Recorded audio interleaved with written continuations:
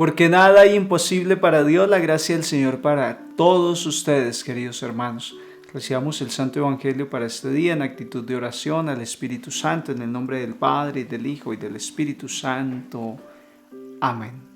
Sin el Espíritu Santo no podemos conocer las Sagradas Escrituras. Desconocer las Escrituras es desconocer a Jesucristo. Que el Espíritu Santo abra nuestro entendimiento.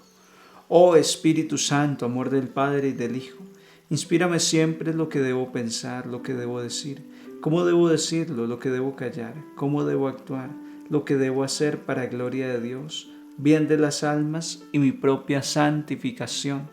Espíritu Santo, dame agudeza para entender, capacidad para retener, método y facultad para aprender, sutileza para interpretar, gracia y eficacia para hablar. Dame acierto al empezar, dirección al progresar y perfección al acabar.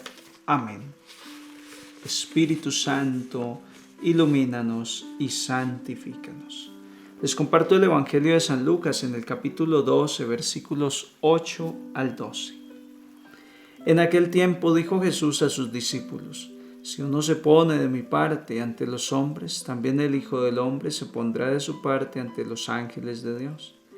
Y si uno me niega ante los hombres, yo lo negaré a él ante los ángeles de Dios. Al que hable contra el Hijo del Hombre se le podrá perdonar, pero al que blasfeme contra el Espíritu Santo no se le perdonará. Cuando os conduzcan a la sinagoga ante los magistrados y las autoridades, no os preocupéis de lo que vais a decir o de cómo os vais a defender, porque el Espíritu Santo os enseñará en aquel momento lo que tenéis que decir. Palabra del Señor, gloria a ti, Señor Jesús. Varios temas nos convocan en el Evangelio para este día. En primera medida, reflexionemos esto de avergonzarse de Dios o dar la cara por Dios. El que se avergüence de mí, yo me avergonzaré ante los ángeles. Pero aquel que no me niegue, yo no lo negaré y lo representaré ante mi Padre, ante los ángeles. Esto significa que en esta vida podemos o dar la cara por Dios o podemos ocultarnos. Podemos hacer defender las cosas de Dios o no.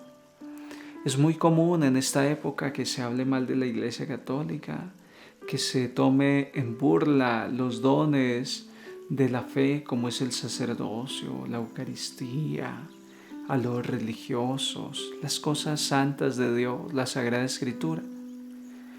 Y es la época donde el cristiano puede preferir quedarse callado para no ganarse problemas, pasar desapercibido ante el mundo tan hostil ante la fe y vive una fe de puertas hacia adentro, pero no vive una fe pública. Y eso es delicado, porque si algo identifica al cristiano y al cristianismo desde el origen, es que preferían morir martirizados antes que avergonzarse de Jesucristo, antes que renegar de Dios. Cuidado, querido hermano, querida hermana, porque es muy fácil caer en esto.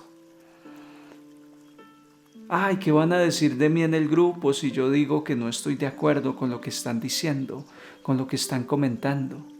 No, yo mejor me quedo callado. A veces nuestra conciencia nos lo dice, nuestra formación cristiana nos advierte que está mal el tema que se está diciendo, lo que se está planteando.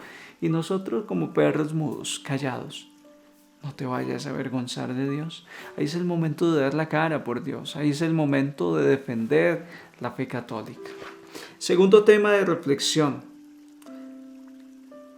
Al que hable contra el Hijo del Hombre se le podrá perdonar, pero al que blasfeme contra el Espíritu Santo no. ¿En qué consiste la blasfemia del Espíritu Santo? Que no será perdonada. Esta blasfemia contra el Espíritu Santo es la actitud radical del corazón de no arrepentirse, de no aceptar el amor de Dios, de un rechazo determinante frente a la fe. El que vive en esa actitud y nunca se arrepiente no será perdonado. Esa es la blasfemia contra el Espíritu Santo. La blasfemia contra el Espíritu Santo es no aceptar al Espíritu Santo en mi vida, no dejarlo actuar, transformar mi existencia. En pocas palabras, yo puedo decir que el pecado contra el Espíritu Santo es el no arrepentirse. De resto, todo pecado será perdonado, menos aquel del que yo no me arrepienta. Y es apenas lógico. ¿Qué pecado hay tan grave que Dios no vaya a perdonar? ¿Acaso una injuria al Espíritu Santo? ¿Acaso una injuria a Dios? Si Dios perdona el homicidio, Dios perdona el aborto, Dios perdona cuánto pecado más terrible podamos imaginar. ¿Cómo no perdonará a alguien que ha blasfemado contra Dios? Claro que lo va a perdonar, pero el pecado contra el Espíritu Santo es el endurecimiento del corazón, es la actitud del mundo de hoy, que no quiere a Dios por ninguna parte, lo saca, lo rechaza y no está dispuesto a un arrepentimiento, a una conversión, a un cambio de vida. El único pecado que no será perdonado será aquel pecado del cual no se haya arrepentido, del cual no se haga penitencia. Ese pecado no podrá ser perdonado. Todo pecado será perdonado.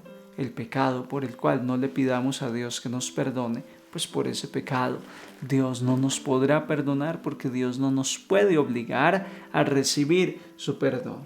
El tercer tema que quiero destacar es cuando conduzcan a la sinagoga ante los magistrados, no se preocupen de lo que van a decir, porque el Espíritu Santo les enseñará en aquel momento la palabra oportuna y correcta. ¿Por qué tienes miedo de enfrentar la vida, de enfrentar las situaciones? Esto no solo aplica, esta promesa de Jesucristo no solo aplica para cuando tengas que comparecer ante alguien, cuando seas llamado a juicio, cuando seas cuestionado en tu fe. No, esto aplica para todo. Tener el Espíritu Santo es la garantía de tener la palabra oportuna, precisa y verdadera para el momento correcto. Tener al Espíritu Santo en mi vida es tener la garantía de que voy a optar por lo correcto. Tener al Espíritu Santo como mi guía, mi inspirador, como mi maestro, es la garantía de que siempre voy a actuar correctamente y no me debo preocupar. Bueno, ¿y cómo voy a hacer?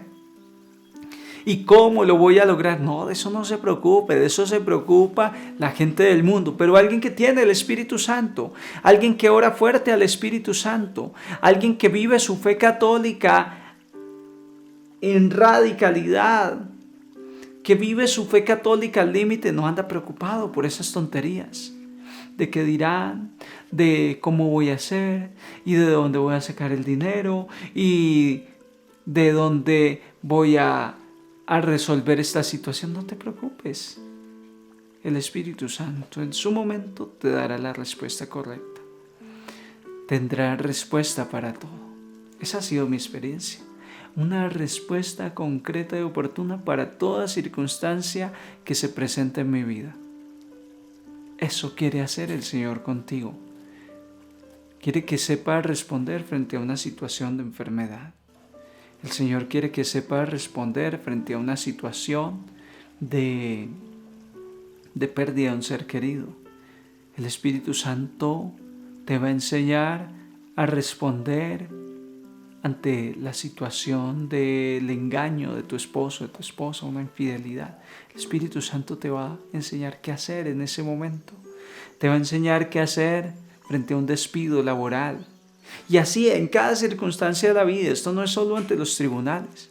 Y obviamente que el mundo de hoy nos cuestiona, el mundo de hoy nos reclama sobre nuestra fe, pues también tendremos la palabra oportuna si tenemos el Espíritu Santo.